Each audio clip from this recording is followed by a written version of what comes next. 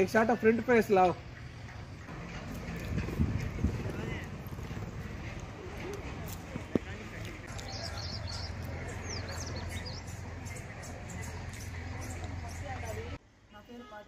నేను ఇంట్లోకి వచ్చి 4 నెలలు అవుతుంది, రెంట్కి వచ్చినాను ఇక్కడికి.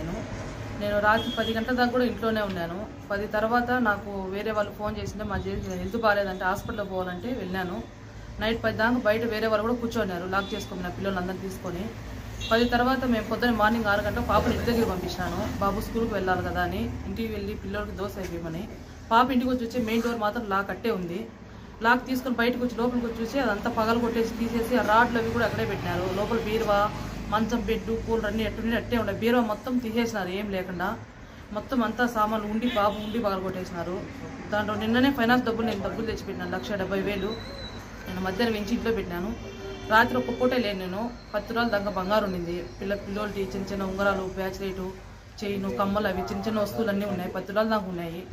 ఏమి లేకుండా మొత్తం తీసారు. కనీసం ATM కార్డులు కూడా లేకుండా ఆధార్ కార్డు కూడా ఎత్తుకోమినారు నావి. అవి దయచేసి మీరే నాకు ఏదో సాయం చేయాలి. మీరు అది రాడ్లు అవి అన్నీ కూడా సాక్ష్యానికి అన్నీ ఇడే ఉన్నాయి. మేము రాత్రి 10 గంటలకు అటు ఎక్కేటప్పుడు కూడా బయట వ్యక్తులు వేరే వాళ్ళు సాక్షులు ఉన్నారు బయటప్పుడు కూడా. దయచేసి మీరే మాకు హెల్ప్ చేయాలి.